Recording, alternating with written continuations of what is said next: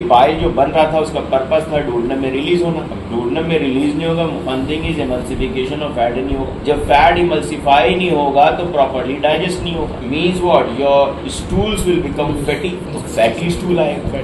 Bile pigments नहीं drain हो रहे हैं तो जो ब्राउनिश ब्लू येलोइश कलर आता है स्टूल का, वो स्टूल का कलर नहीं होगा, पेल कलर होगा, क्ले लाइक स्टूल्स भी कहते। अच्छा, अब यहाँ पे नीचे की तरफ ये प्रॉब्लम्स आ गई कि फैटी स्टूल हो जाएगा और पेल कलर्ड स्टूल्स होंगे, लेकिन जो बाइल रिटेन हुआ है वो तो बिलियरी हाइपरटेंशन करा रहा है, वो यानी गॉल ब्लैडर भी फिलअप हो गया है रेट्रोग्रेड फ्लो की वजह से। तो ultimately bile will be start taken up by the venous channels, lymphatic channels, और वो ब्लड स्ट्रीम में आ जाएगा। तो फिर क्या होगा, increase bilirubin in the blood, that is jaundice, पीलिया हो जाएगा। तो तुम्हें पता है कि bilirubin has an affinity for collagen, तो जहां जहां कोलेजन हमारे को नेकेड आई व्यू में नजर आ जाता है वहां पे हमें येलोइशपन ज्यादा नजर आएगा। जैसे स्क्लेरा ऑफ द आईबॉल, क्योंकि वो वाइड रहता है, वहां पे येलो बहुत आसानी से दिखता है। अदरवाइज पाम्स में भी और खासा से टंग पे और you know where you tie your belts, उस रीजन में जहां हम कंप्रेस करते हैं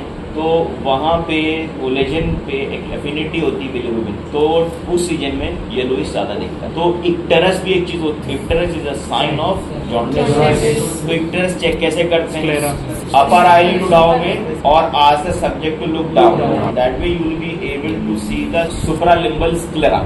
limbus is the margin of the cornea, तो उसके ऊपर वाला जो एरिया है वहां पे स्क्लेरा पे तुम्हें येलोइशपन दिख सकता है। दो चीजें मिलेंगी आपको, एक पेशेंट बताएगा कि उसके स्टूल्स का कलर क्या आ रहा है, पेल कलर है, यूरिन उसका डार्क आ रहा है, बाकी इक्टेरस, ये तीन चीजें आपने देख ली तो आप कंफर्म हो कि ऑब्स्ट्रक्टिव जॉन्डिस का केस। अब ऑब्स्ट्रक्टिव जॉन्डिस किस वजह से हो रहा है, ऑब्स्ट्रक्टिव जॉन्डिस जैसे अभी बताया कोलिलिथियासिस की वजह से हो सकता है या कार्सिनोमा पैनक्रियास हो सकता है। तो अगर कोलिलिथियासिस का है तो भाई पेन भी ऑब्वियस होगा, पेन की हिस्ट्री देगा वो, कभी कभार पेन उठता है, you know I already told you gall stone का एपिगैस्ट्रिक रीजन में पेन आएगा, ये पेन की हिस्ट्री मिल सकती है। Otherwise you can confirm it by Murphy sign एक बार फिर बता देते हैं, tip of the ninth costal cartilage के जस्ट नीचे you have to press it in a supine patient, lying down patient, you press it and ask the person to inhale।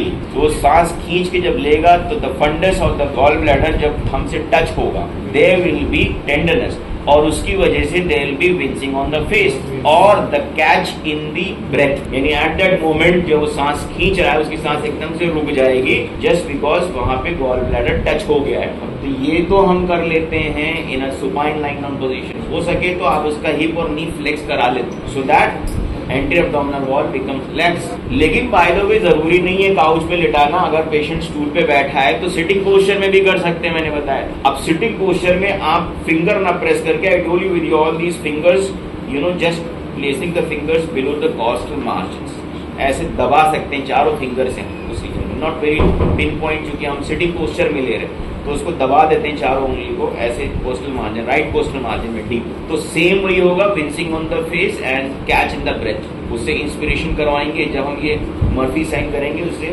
Deep inhalation के लिए बोलेंगे और उसी टाइम उसका catch in breath होगा जैसे ही वो टच होगा उस गॉल ब्लैडर, तो ये मर्फी साइन पॉजिटिव मिल जाएगा।